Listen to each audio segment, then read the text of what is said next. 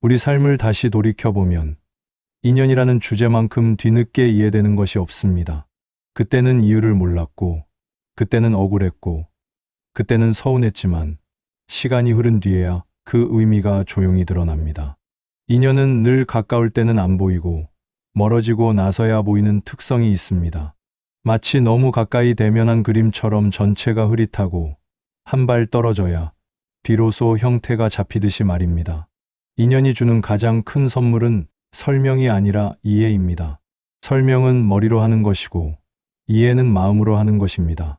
머리로는 도저히 이해되지 않던 일들이 시간이 흐른 뒤 하나씩 맞아떨어지기 시작하면 그때 우리는 아, 이런 이유였구나 하고 깨닫게 됩니다.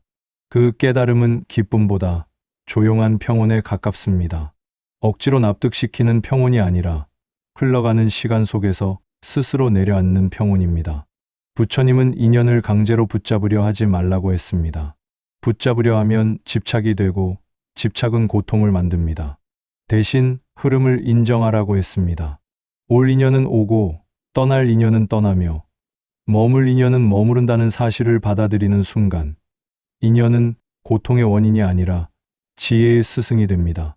인연을 잃었다고 생각했던 순간조차 사실은 내가 잃어야 했던 것을 내려놓은 순간이었음을 뒤늦게 깨닫습니다. 결론은 아주 단순합니다. 인연은 내 뜻대로 움직이지 않지만 내 삶을 해치지도 않습니다. 인연은 각자의 자리에서 제 역할을 하고 사라질 뿐입니다. 어떤 인연은 나를 사랑하게 만들었고, 어떤 인연은 나를 단단하게 만들었고, 어떤 인연은 나를 더 깊은 자리로 옮겨 놓았습니다. 그 모든 인연이 모여 지금의 나를 만들었습니다. 그래서 마지막에 도달하면 이렇게 말할 수 있습니다. 인연은 좋고 나쁨으로 나뉘는 것이 아니라 시기와 역할로 나뉜다는 사실을, 그리고 모든 인연은 지나고 나면 결국 선물이 된다는 사실을, 인생은 그 선물들을 알아보는 과정입니다. 그러다 보면 한 가지 궁금증이 생깁니다. 사람과의 만남이 왜 이렇게 제각각인지에 대한 질문입니다. 어떤 사람은 잠시 스쳐 지나갔고, 어떤 사람은 오래 머물렀고, 어떤 사람은 상처를 남겼고, 또 어떤 사람은 평생의 다리가 되었습니다. 부처님은 이런 관계를 우연이나 감정으로 설명하지 않았습니다. 부처님은 그것을 인연이라는 하나의 법칙으로 보았습니다. 부처님이 말한 인연에는 층위가 있습니다. 가장 바닥에는 인연이 있습니다. 인연은 그저 만나게 되는 관계입니다. 특별한 이유가 보이지 않을 수도 있고, 그 만남이 어떤 영향을 남기는지 당장은 알 수 없지만, 어쨌든 인생의 흐름 속에서 스치고 지나가게 되는 관계입니다. 식당에서 자리를 양보해 준 사람, 대중교통에서 잠시 스친 눈빛, 이름도 모르는 상담원 같은 이들도 여기에 포함됩니다. 인생은 이런 인연들로 촘촘하게 이어져 있습니다. 조금 더 깊은 관계는 어변입니다. 어변은 나의 내면을 흔들고, 감정을 흔들고, 방향을 흔들어 놓는 관계입니다. 좋을 수도 있고, 나쁠 수도 있습니다. 하지만 분명한 것은 그 관계 때문에 내가 변했다는 사실입니다. 나를 미워한 사람, 내 기대를 무너뜨린 사람, 나를 배신한 사람, 혹은 나를 구해준 사람. 이런 관계는 단순한 인연이 아니라 업의 흐름 속에서 만나는 관계입니다. 그래서 어변은 흔들림이 있습니다. 상처가 남기도 하고, 성장이 남기도 하고, 후회가 남기도 있습니다. 하지만 어찌되었든 나라는 존재를 이전과 다르게 만들어 놓습니다. 이 부분을 부처님은 매우 중요하게 보았습니다. 그리고 가장 깊은 단계에 숙연이 있습니다. 숙연은 오래전부터 이어져 온 관계입니다. 꼭 전생을 믿지 않아도 이해할 수 있습니다. 이유 없이 편안하거나, 이유 없이 두렵거나, 이유 없이 익숙하거나, 이유 없이 마음이 가는 관계가 여기에 해당됩니다. 설명이 되지 않지만 끊어지지 않는 관계가 있고, 멀어져도 다시 이어지는 관계가 있고, 싸우고 미워해도 놓이지 않는 관계가 있습니다. 사람들은 이런 만남 앞에서 흔히 운명이라는 단어를 사용합니다. 부처님은 그것을 숙연이라고 불렀습니다. 이 세 가지가 섞여서 우리의 삶을 만들고 있습니다. 그래서 사람은 제자리에만 머물러 있어도 수많은 인연을 만들고 있습니다. 누군가는 스쳐가고, 누군가는 흔들고, 누군가는 남습니다. 그 차이를 감정으로만 설명하면 이해되지 않는 부분이 생깁니다. 하지만 인연업 연수견이라는 층위로 바라보면 이상할 정도로 명확해집니다. 사람은 아무렇게나 내 곁에 머물지 않았고 아무렇게나 사라지지도 않았습니다. 어느 순간에는 필요했고 어느 순간에는 역할이 있었고 어느 순간에는 다 채워졌기 때문입니다. 이런 관점에서 보면 사람의 등장은 더 이상 우연으로 보이지 않습니다. 우리는 흔히 우연히 만났다라는 표현을 쓰지만 실제로는 그 만남이 만들어지기까지 수많은 조건이 맞아떨어져 있습니다. 그날 그 시간에 밖으로 나갈 생각을 했다는 사실, 마음이 내키지 않았는데도 약속 장소에 나갔다는 사실, 혹은 오히려 약속을 미룬 덕분에 새로운 사람을 만났다는 사실, 이런 사소한 선택들이 겹치고 겹쳐 하나의 관계를 만들어냅니다. 부처님은 이 과정을 우연이 아닌 인연의 작용으로 보았습니다. 사람이 내 삶에 들어오는 이유는 크게 세 가지 방향으로 흘러갑니다. 하나는 역할입니다. 어떤 사람은 내 인생에서 아주 짧지만 중요한 역할을 합니다. 길을 안내하는 사람, 한 문장을 건네는 사람, 조용히 인생의 방향을 틀어주는 사람. 이런 관계는 오래 머물지 않지만 지나간 뒤에 생각해보면 묘하게 남아있는 흔적이 있습니다. 보통 이 역할은 그 순간에는 잘 보이지 않습니다. 시간이 흘러야 이해됩니다. 두 번째는 반사입니다. 누군가는 거울처럼 등장합니다. 좋아하는 사람도 그렇지만 특히 나를 불편하게 하는 사람일수록 그렇습니다. 그 사람을 통해 나의 부족함, 열등감, 감정의 습관, 상처의 자리 같은 것들이 드러납니다. 이 만남은 편하지 않습니다. 그러나 돌이켜보면 이런 만남이 내 삶을 더 크게 흔들고 더 깊게 다집니다. 불편한 사람일수록 인연의 농도가 진한 이유가 여기에 있습니다. 세 번째는 연결입니다. 사람은 또 다른 사람을 데려옵니다. 친구를 소개해준 사람이 있었고, 일자리를 연결해준 사람이 있었고, 삶의 전환점을 이어준 사람이 있었습니다. 어떤 사람은 나 자신이 재능을 믿지 못하고 있을 때, 너 이거 해봐라고 말해준 유일한 사람이기도 했습니다. 관계는 이렇게 다음 단계로 이어지는 다리가 되곤 합니다. 그리고 그 다리 위에서 삶이 방향을 바꿉니다. 이 세 가지를 붙들고 있으면 한 가지 사실이 선명해집니다. 사람은 이유 없이 들어오지 않는다는 사실입니다. 불편한 사람도, 금방 사라진 사람도, 오래 머무는 사람도 제자리를 가지고 있습니다. 결국 우리가 스쳐간 사람들을 떠올려보면 알 수 있습니다. 어떤 사람은 나를 웃게 했고, 어떤 사람은 상처를 남겼고, 어떤 사람은 그냥 지나갔고, 어떤 사람은 오래 남아 있었습니다. 그러면서 나의 말투와 습관, 관계를 바라보는 감각, 사람을 대하는 태도 같은 것이 서서히 만들어졌습니다. 그래서 부처님은 관계를 운으로 보지 않았습니다. 관계는 인연으로 보고, 역할로 보고, 연결로 보았습니다. 그렇게 보면 사람의 등장은 하나의 사건이 아니라 필요가 됩니다. 지금 내 삶에 들어온 사람은 지금의 나에게 필요한 사람이고, 이미 지나간 사람은 그때의 나에게 필요한 사람이었습니다. 이것을 이해하게 되는 순간, 우리는 사람을 원망하는 대신 의미를 찾게 되고, 사람을 놓치는 대신 놓아줄 준비를 하게 됩니다. 그 지점에서 인연은 비로소 관계가 아니라 배움으로 바뀝니다. 사람을 만나다 보면 참 신기한 순간이 있습니다. 어떤 사람은 오래 머물 것 같은 기분이 들지만 금방 사라지고, 어떤 사람은 잠깐 스쳐간 것 같은데 오래 마음속에 남습니다. 그 차이는 시간의 길이보다 역할의 길이와 더 가깝습니다. 인연은 언제나 필요할 때 오고, 할 일을 다하면 조용히 떠나는 속성을 가지고 있기 때문입니다. 부처님은 이런 만남을 마땅히 머물 만큼 머물고, 떠날 만큼 떠나는 흐름이라고 보셨습니다. 그러니까 평생 함께 할 수도 있고, 한 계절만 머물 수도 있고, 단 하루만 스칠 수도 있는 구조입니다. 우리는 그걸 시간으로 평가하지만, 인연은 시간보다 배움과 변화로 측정되는 경우가 더 많습니다. 평생 함께하는 인연은 주로 뿌리를 만드는 관계입니다. 가족, 오래된 벗, 오랜 파트너 같은 존재들이 여기에 해당합니다. 이런 인연은 우리가 어떤 사람인지, 어떤 삶을 살 것인지, 무엇을 중요하게 여기는지 같은 근본적인 방향을 잡아줍니다.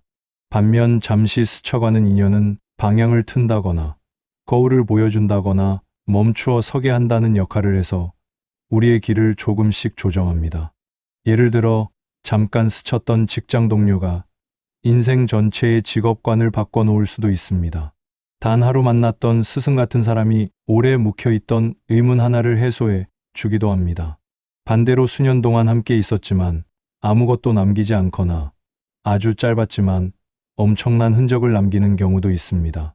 그래서 인연을 기간으로 재는 것은 본질을 놓치기 쉽습니다. 인연의 본질은 기간이 아니라 영향입니다. 이런 관점에서 보면 우리가 억지로 붙잡는 일도 줄어듭니다. 떠날 인연을 억지로 잡으려 할 때 마음이 가장 많이 다칩니다. 반대로 잠시 스칠 인연을 지나치게 가볍게 여기면 나중에 후회가 찾아옵니다. 인연은 미세하게 균형을 잡고 있고 그 균형은 필요에 따라 자연스럽게 조절되고 있습니다. 그래서 부처님은 인연을 설명할 때 머무는 이유가 있고 떠나는 이유가 있다고 하셨습니다. 함께일 때는 보이지 않던 이유가 시간이 지나면 천천히 드러납니다. 그걸 깨닫기 시작하면 이별이 덜 억울하고 스침이 덜 허무해지고 만남이 더 귀해집니다. 결국 인연은 길게 있어야 귀한 것이 아니라 제 역할을 다할 만큼 머물렀기 때문에 귀한 것입니다. 이상하게도 사람은 함께할 때보다 떠난 뒤에 더 많이 보게 됩니다. 그때는 너무 가까워서 보이지 않던 것들이 상실이라는 거리가 생기고 나서야 하나둘씩 드러납니다. 우리가 누군가를 잃고 나서 방 안의 공기를 다시 느끼고 그 사람이 남기고 간 말투나 습관이나 온도를 새삼스럽게 떠올리는 이유도 거기에 있습니다. 함께할 때는 당연했던 것들이 없어지고 나면 하나도 당연하지 않았다는 사실이 보이기 시작합니다.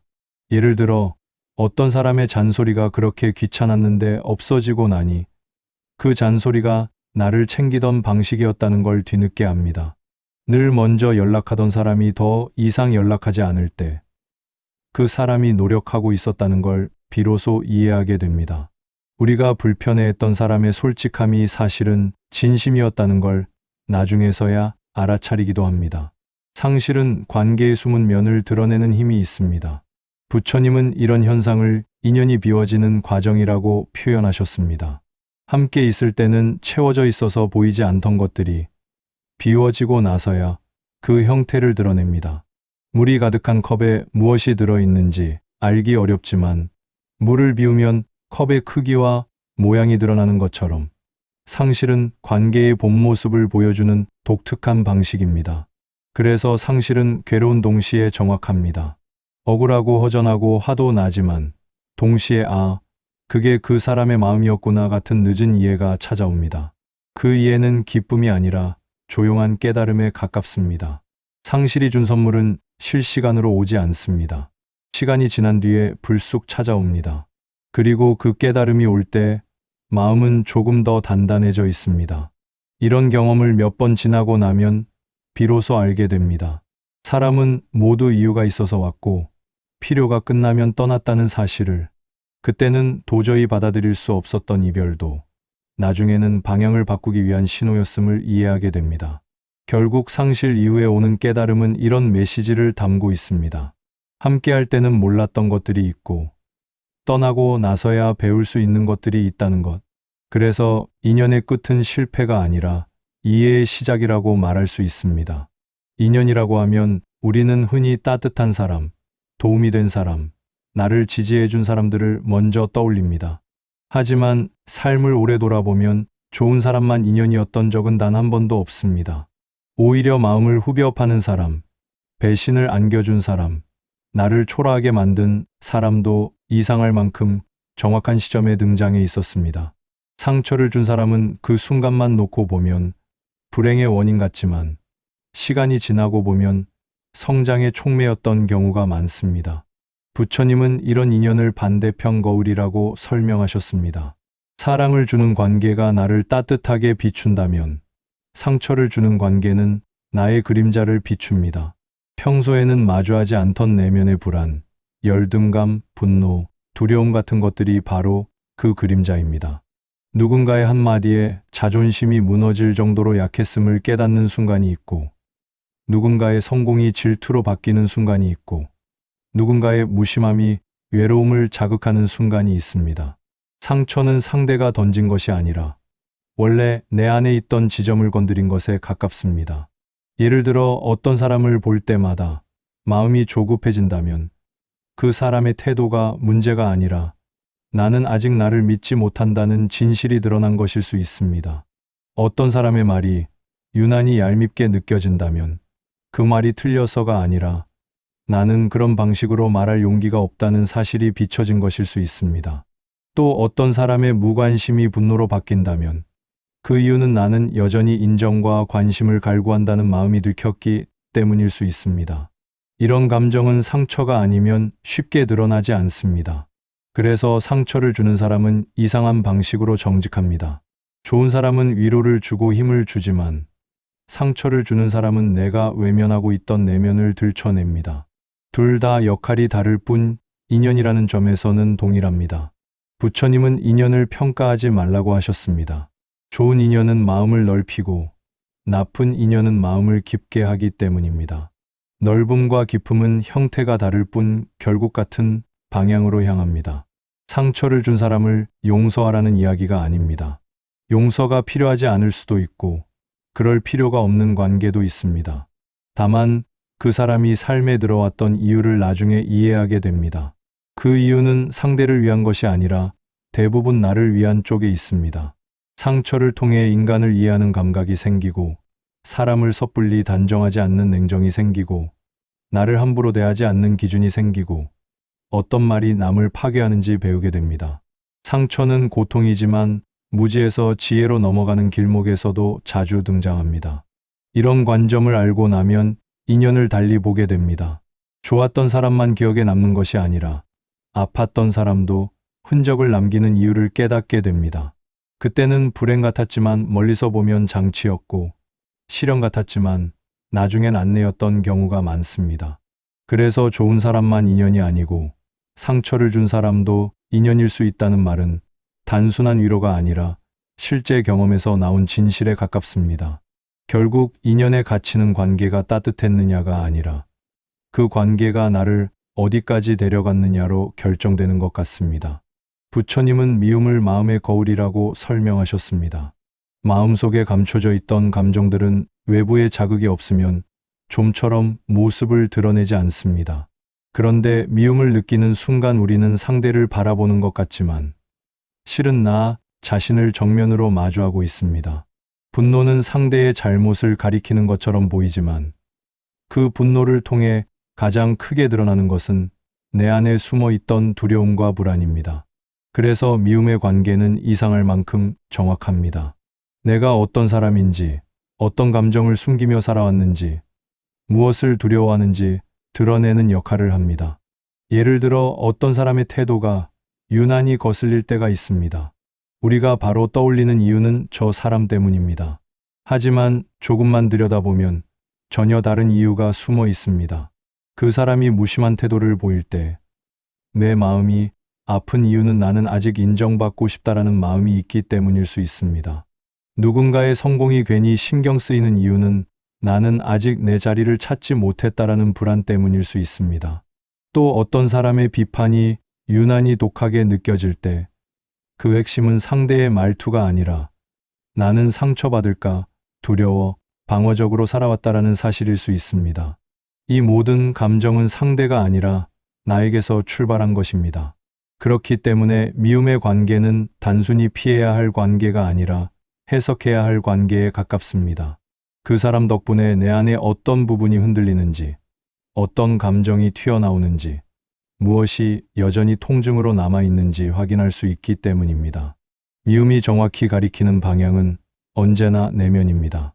그 방향을 따라가면 억울함의 뿌리를 볼 수 있고, 질투의 배경을 볼 수 있고, 무기력의 근원을 볼 수 있습니다.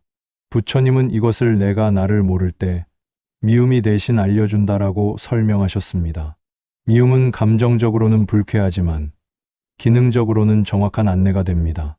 흥미로운 것은 미움의 대상이 바뀌어도 반복되는 감정은 비슷하다는 점입니다. 사람은 바뀌는데 내 안의 감정 패턴은 그대로 남아 있습니다. 이는 상대가 문제가 아니라 패턴이 문제라는 의미입니다. 어떤 사람을 볼 때마다 위축되거나, 어떤 유형의 사람을 볼 때마다 질투가 올라오거나, 어떤 상황에서 반복적으로 분노가 생긴다면 그것은 외부 자극이 아니라 오래된 내면의 상처를 건드린 것입니다. 이런 순간을 통해 내가 무엇을 두려워하고, 무엇을 원하고, 무엇에 매달려 있는가라는 질문과 마주하게 됩니다. 이런 질문은 기쁘지 않지만 정확합니다. 그래서 미움의 관계는 삶에서 빼버릴 수 없는 역할을 맡고 있습니다. 따뜻한 관계는 나를 위로하고 지지하지만 미움의 관계는 나를 비춰주고 정직하게 깨닫게 만듭니다. 한쪽만으로는 사람을 완성시키지 못합니다. 따뜻함이 마음을 넓게 만들었다면 미움은 마음을 깊게 만들기 때문입니다. 넓음과 깊음은 함께 있을 때 비로소 지혜가 됩니다. 그런 이유로 부처님은 좋아하는 사람만이 스승이 아니다라고 하셨습니다. 미움을 일으킨 사람도 스승이며 단지 역할이 다를 뿐입니다. 이렇게 바라보면 관계에 대한 시선이 달라집니다. 미움이 사라지는 것이 아니라 미움의 방향을 이해하게 됩니다. 나를 거울처럼 비추는 사람을 극복해야 할 대상이 아니라 이해해야 할 대상으로 보게 됩니다. 그 순간 미움은 증오에서 관찰로 바뀌고 관찰은 통찰로 이어집니다. 누가 내게 어떤 역할로 왔는지 비로소 보이기 시작합니다. 이런 방식으로 보면 미움의 관계 또한 결국 인연의 한 조각입니다. 시간이 지나면 그 조각이 무엇을 말하고 있었는지 조금씩 알게 되고 그제서야 고통이 지혜로 바뀌는 순간이 찾아옵니다. 부처님은 인연을 단순히 사람이 스치는 일로 보지 않았습니다. 인연에는 배경이 있고 그 배경에는 두 가지 축이 있다고 설명하셨습니다. 하나는 과거에서 이어져 온 힘, 즉 업이고 다른 하나는 현재에서 이루어지는 선택입니다. 이 둘이 만나면서 사람과 사람 사이의 만남이 만들어지고 그 만남이 길게도 짧게도 이어집니다. 겉으로 보면 우연처럼 보이지만 속을 들여다보면 이유가 숨어 있습니다. 그래서 어떤 사람은 쉽게 스쳐 지나가고 어떤 사람은 오래 머물고 어떤 사람은 예상치 못한 순간에 다시 나타납니다. 그것이 인연의 배경입니다. 과거의 업은 신비한 운명을 말하는 것이 아니라 행위와 마음의 흔적을 뜻합니다. 우리가 했던 말, 했던 행동, 했던 선택들은 몸에만 남는 것이 아니라 마음에도 남습니다. 그 마음의 흔적이 다시 다른 순간의 만남으로 이어지기도 합니다. 부처님은 이런 흔적들을 씨앗에 비유하셨습니다. 씨앗은 눈에 보이지 않을 때 땅속에서 조용히 남아있고 조건이 충족되면 발아합니다. 어떤 관계는 오래전 심어둔 씨앗이 있고 그 씨앗이 지금 발아한 것일 수 있습니다. 그래서 어떤 사람은 처음 만났는데도 이상하게 익숙하고 대화도 자연스럽고 마음이 편안해집니다. 반대로 아무 이유 없이 불편하거나 피곤한 관계도 있습니다. 그 감각은 현재가 아니라 배경에서 옵니다.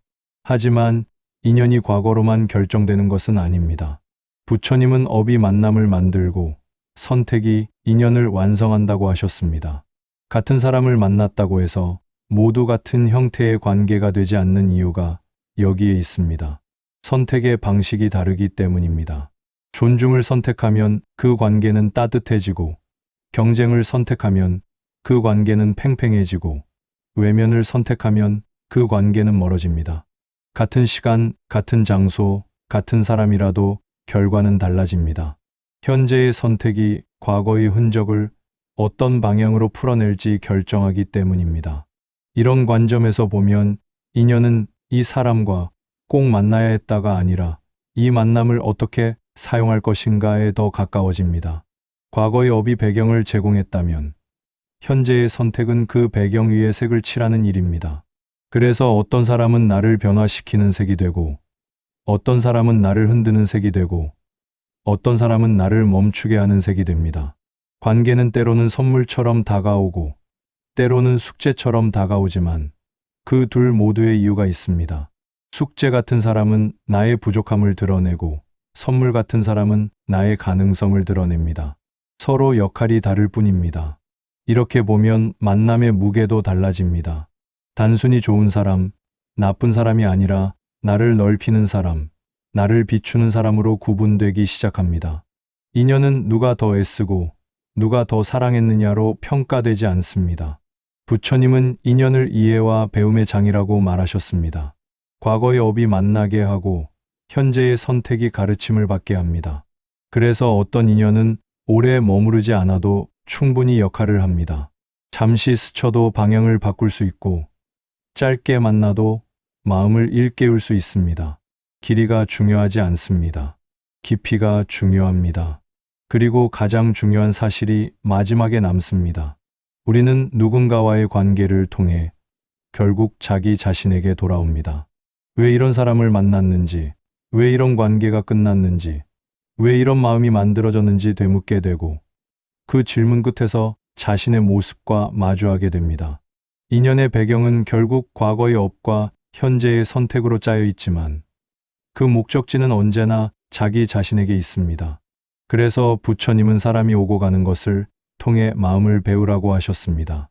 그런 관점으로 보면 인연은 혼란이 아니라 안내입니다. 조건이 맞으면 만나고 역할이 끝나면 떠나는 자연스러운 흐름 위에 놓여 있는 안내입니다. 어떤 사람은 삶에 들어오는 순간부터 이미 역할이 정해져 있습니다. 누군가는 웃음과 안정감을 가져오고 또 누군가는 상처와 혼란을 남기고 떠납니다. 겉으로 보기엔 너무 다른 무리처럼 보이지만 몇 해가 지나 돌아보면 둘 다 이상할 만큼 중요한 사람으로 남아있는 경우가 많습니다. 이유는 단순합니다. 좋은 사람은 사랑을 통해 가르치고 어려운 사람은 상처를 통해 가르치기 때문입니다. 그래서 부처님은 인연을 이야기할 때 꼭 스승이라는 표현을 함께 두었습니다. 스승은 반드시 나보다 연장자이거나 지혜로운 사람만을 뜻하지 않습니다. 나를 힘들게 했던 사람, 나를 혼란스럽게 했던 사람, 나를 억울하게 만들었던 사람도 스승의 자리에 놓일 수 있습니다. 예를 들어 누군가의 무심함을 통해 우리는 기대의 위험을 배웁니다. 누군가의 이기심을 통해 우리는 경계의 필요를 배웁니다. 누군가의 배신을 통해 우리는 마음의 중심을 배웁니다. 그 배움은 책이나 강의에서 다루는 지식이 아니라 가슴을 통과해야만 얻을 수 있는 종류의 지혜입니다. 그래서 상처는 인간을 조용히 깊어지게 하고 인간을 깊어지게 하는 것은 대부분 상처입니다. 부처님이 말한 스승의 의미는 바로 이 지점에 있습니다.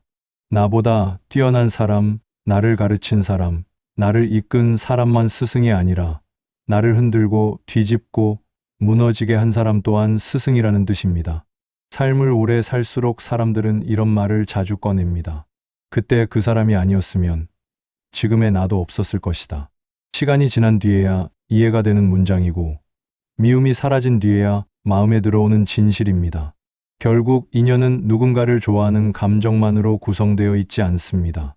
인연은 배우고 깨닫고 다듬어지는 과정 전체를 포함합니다. 그래서 어떤 사람은 삶의 스승으로 오고 또 누군가는 거울로 오고 또 누군가는 쉼터로 옵니다. 역할은 다르지만 모두가 의미를 가지고 들어온 존재입니다. 스승으로 온 인연을 알아보는 방법은 의외로 간단합니다. 그 사람이 내 안에서 어떤 변화를 일으켰는지 보면 됩니다. 나를 넓혔는지, 나를 단단하게 했는지, 아니면 나를 무너지게 했는지. 그 변화가 괴로움이었다면 더욱 스승일 가능성이 큽니다. 괴로움은 비워진 자리에만 들어올 수 있는 지혜의 통로이기 때문입니다. 그래서 부처님은 모든 인연에 고마워하라는 말을 했습니다. 고마워할 만해서가 아니라 모든 인연이 이미 역할을 다하고 가기 때문입니다. 스승으로 온 사람을 미움으로만 기억할 이유는 없습니다. 그 사람은 이미 할 일을 하고 떠난 것입니다. 어떤 인연은 오래 머물지만 어떤 인연은 손등을 스치듯 지나갑니다.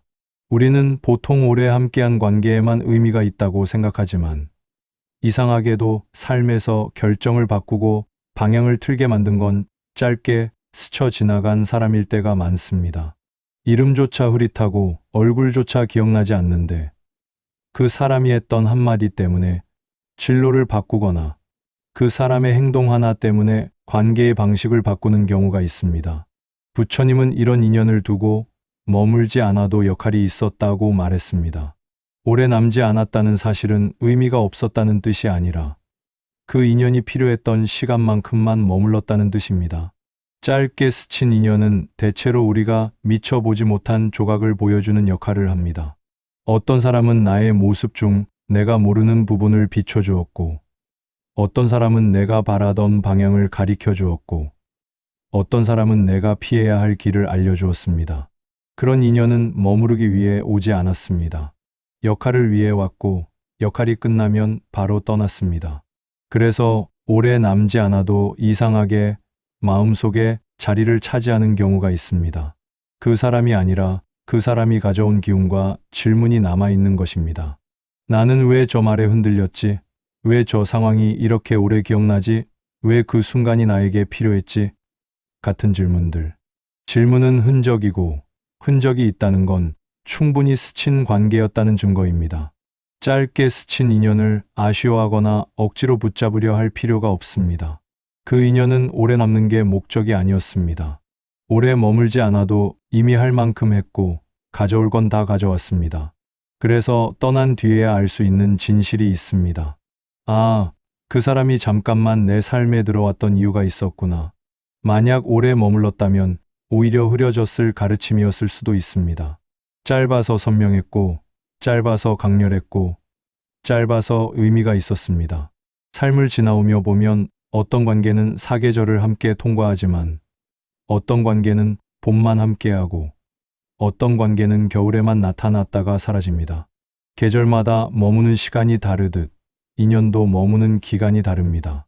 중요한 건 길이가 아니라 역할이고, 오래 있었는가가 아니라 무엇을 남겼는가입니다. 짧게 스친 인연도 결국 다 이유가 있는 관계였습니다. 오래 남지 않아도 충분했던 이유가 있었고, 머무르지 않아도 될 만큼의 메시지가 있었습니다. 그렇게 모든 인연이 각자의 방식으로 지나가고, 지나간 뒤에야 삶의 그림이 더 또렷해지는 법입니다. 관계는 끝날 때가 가장 어렵습니다. 붙잡고 싶을 때 떠나는 사람도 있고, 아무 의미 없다고 생각했는데 어느 순간 사라지는 사람도 있습니다. 우리는 떠나는 순간을 실패나 잘못으로 받아들이기 쉽습니다. 내가 뭘 잘못했지? 왜 이렇게 끝나는 거지? 왜 이렇게 허무하지? 같은 질문이 따라붙습니다. 하지만 인연은 사라지는 것이 아니라 흐르는 것입니다. 물이 흘러야 강이 되고, 계절이 바뀌어야 열매가 생기듯이 관계도 움직이기 때문에 제 역할을 다할 수 있습니다. 부처님은 이 흐름을 억지로 거스르면 괴로움이 생기고, 흐름을 받아들이면 배움이 생긴다고 말했습니다. 떠난다는 사실 자체는 잘못이 아닙니다. 잘못이 있다면 억지로 머물게 하려는 마음일 때가 많습니다. 누군가는 머물 힘이 없었고, 누군가는 더 이상 같은 방향을 바라보지 않았고, 누군가는 머무르는 대신 떠나는 방식으로 가르침을 남겼습니다. 떠남은 항상 부족함 때문이 아니었습니다. 오히려 흘러야 할 시점이 온 것입니다. 관계가 끝나는 순간에야 비로소 그 관계의 목적이 드러나는 경우가 많습니다. 어떤 관계는 나를 단단하게 만들기 위해 왔고, 어떤 관계는 나를 낮추기 위해 왔고, 어떤 관계는 나를 넓히기 위해 왔습니다. 목적이 다하면 인연은 그 자리에서 멈춥니다. 떠남을 실패로 바라보면 우리는 인연 전체를 잘못된 것으로 남기게 됩니다. 하지만 떠남을 흐름으로 바라보면 인연 전체가 의미로 남습니다.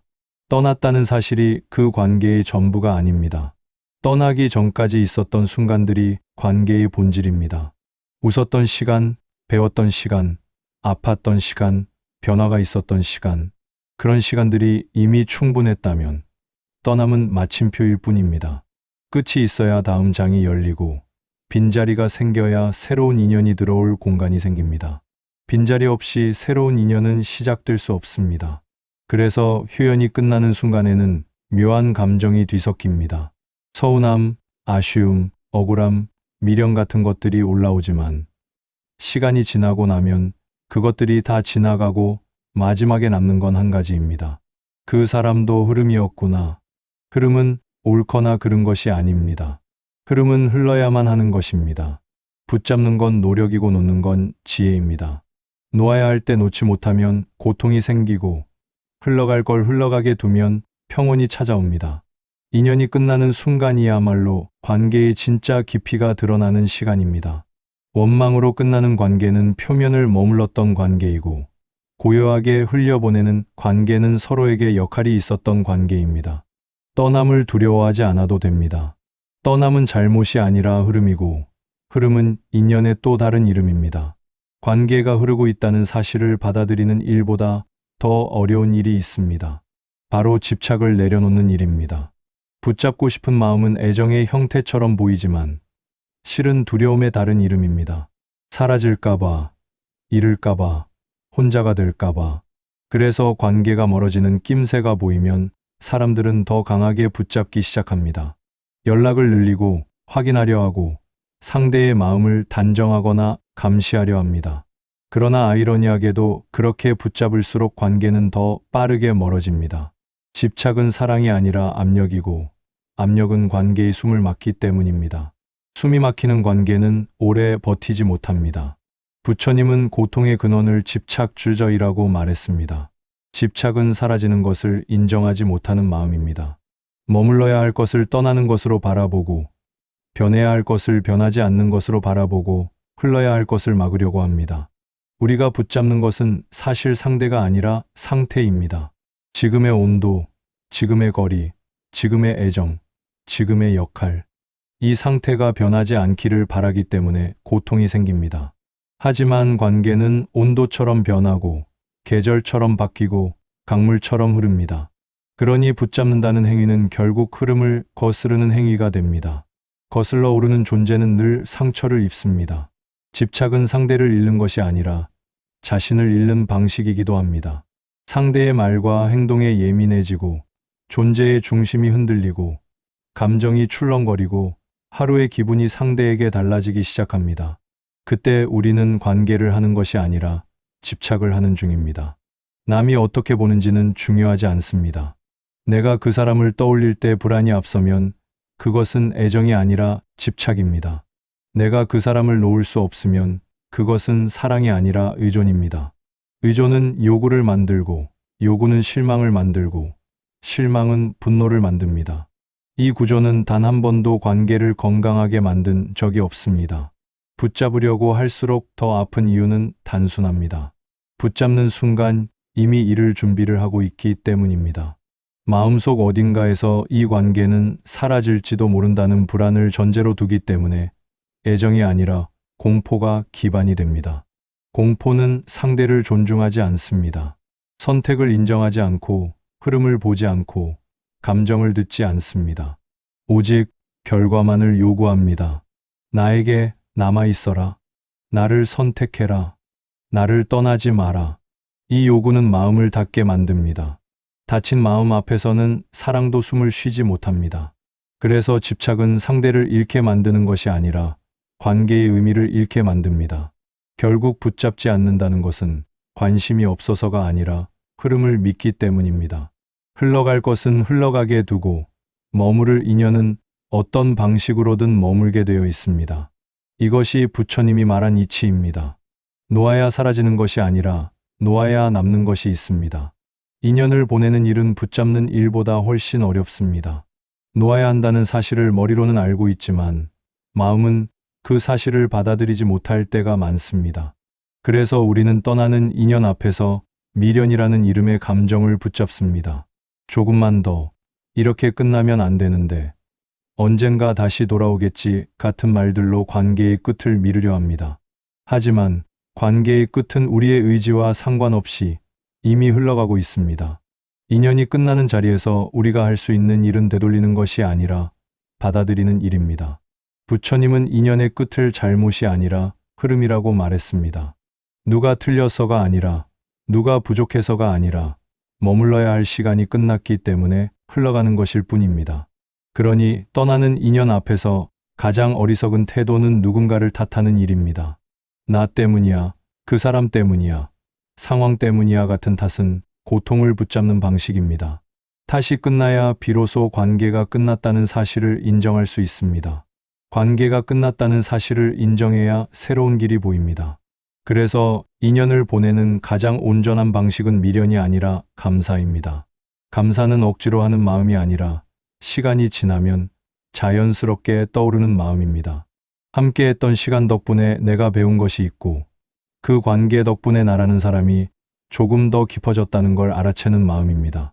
좋은 관계는 사랑을 가르치고, 어려운 관계는 마음을 가르치고, 아픈 관계는 성장하는 법을 가르칩니다.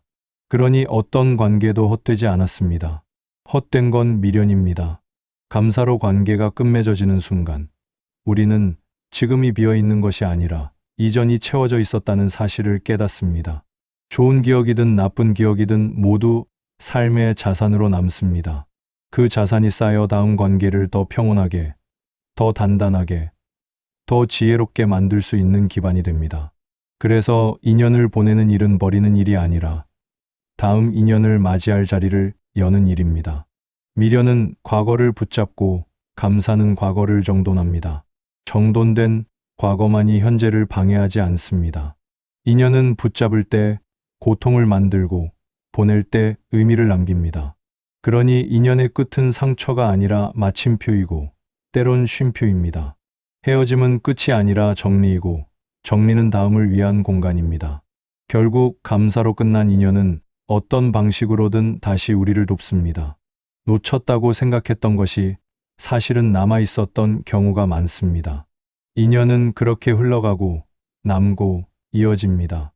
살아가다 보면 어떤 인연은 오래 곁에 머물고 어떤 인연은 금세 멀어집니다. 그 차이는 착한 사람, 나쁜 사람, 좋은 인연, 나쁜 인연 같은 도덕적 구분이 아닙니다. 부처님은 인연의 길이를 필요와 시기의 문제로 설명했습니다. 즉, 누가 좋고 나쁘기 때문이 아니라 그 사람이 필요한 때가 있고 그 필요가 끝나는 때가 있다는 말입니다. 그래서 오래 머문 인연이 무조건 소중하고 금방 떠난 인연이 무가치한 것이 아닙니다. 오래 머물렀어도 배운 것이 없다면 그 인연은 머물렀지만 스쳐간 것이고, 짧게 스쳐갔어도 마음에 무언가를 남겼다면 그 인연은 잠시였지만 머무른 것입니다. 남는 인연의 특징은 편안함과 솔직함이 함께 존재하는 관계입니다. 억지로 맞추지 않아도 되고 설명하지 않아도 되고 침묵이 불편하지 않습니다. 서로를 통제하거나 소유하려 하지 않고 흐름에 맡길 줄 알고 각자의 삶을 존중합니다. 그래서 이 인연은 오래가도 무겁지 않고 떨어져 있어도 이상하게 연결감이 유지됩니다. 필요하다기보다 익숙한 고마움 같은 감각으로 이어집니다. 이런 인연은 시간이 흘러도 다시 이어지거나 아무 일 없었다는 듯 제자리로 돌아오는 경우가 많습니다. 필요가 아니라 인연이 작동하는 방식입니다. 떠나는 인연은 반대로 억지와 긴장이 많습니다. 서로 맞추려 애쓰고 설명해야 하고 침묵이 불편하고 인정받거나 이해받기 위해 노력해야 합니다. 이런 관계는 시간이 지나면 금세 지쳐버립니다. 이유는 상대가 나빠서가 아니라 필요의 시기가 끝났기 때문입니다. 그 사람과의 관계에서 배울 것이 끝나면 마음이 자연스럽게 그 관계를 놓습니다. 우리는 흔히 그것을 흥미의 식음, 애정의 마름, 권태라고 부르지만 부처님은 그것을 시기가 끝난 것이라고 설명했습니다. 시기가 끝난 관계는 붙잡아도 오래 가지 않습니다. 억지로 붙잡는 동안 관계는 상처를 내고 상처를 통해 깨달음을 남깁니다. 중요한 건 머무는 쪽도 떠나는 쪽도 모두 인연이라는 사실입니다. 오래 머무는 인연은 삶을 따뜻하게 하고 잠시 스치는 인연은 삶을 바꿉니다. 오래 남는 인연이 안정감을 준다면 떠나는 인연은 방향을 줍니다. 어떤 사람은 평생 곁에 있으면서도 나를 단단하게 지켜주는 존재가 있고 어떤 사람은 잠깐 스쳐갔을 뿐인데 내 시야를 뒤집어 놓는 존재가 있습니다.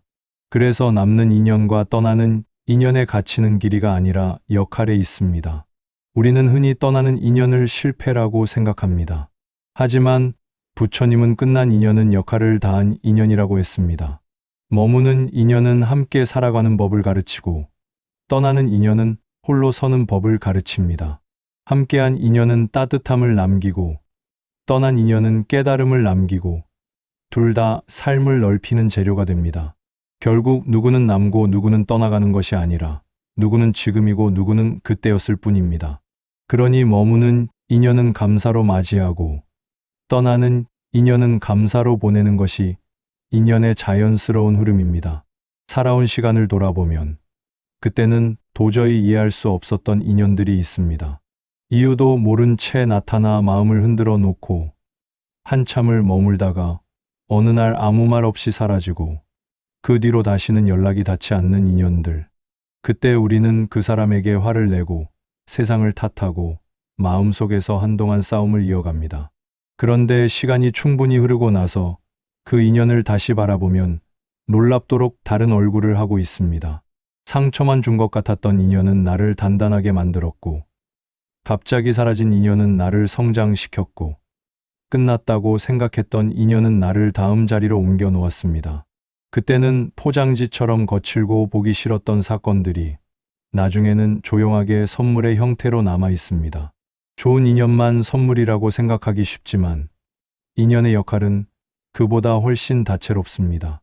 어떤 사람은 나를 사랑하는 법을 배우게 해주고, 어떤 사람은 나를 떠나는 법을 배우게 해주고, 어떤 사람은 내가 무엇을 원하는지, 또 무엇을 원하지 않는지를 가르쳐 줍니다. 부드러운 인연은 마음을 따뜻하게 하고, 날카로운 인연은 마음을 깊게 만듭니다. 따뜻함은 정을 만들고, 깊이는 지혜를 만듭니다. 둘 중 어느 것도 빠질 수 없기 때문에 인생은 복잡하고, 그래서 아름답습니다. 의미가 없는 인연은 없습니다. 짧게 스친 인연이라도 나는 이런 사람과 있을 때 숨이 편하다는 사실을 깨닫게 해줄 수 있고, 오래 머물렀던 인연이라도 사람은 붙잡는 것이 아니라 흐름에 맡겨야 한다는 사실을 보여줄 수 있습니다. 심지어 상처를 준 인연조차 나는 더 이상 이런 관계를 선택하지 않겠다는 분명한 기준을 세울 수 있게 해줍니다. 상처 없이 깨달음이 생기지 않았던 것처럼, 상실 없이 소중함이 보이지 않았던 것처럼 인연도 지나가야 비로소 역할이 드러납니다. 그래서 인연을 대하는 가장 큰 깨달음은 이것입니다. 인연은 현재의 감정으로 평가할 수 없고 시간 속에서만 해석할 수 있다는 사실입니다.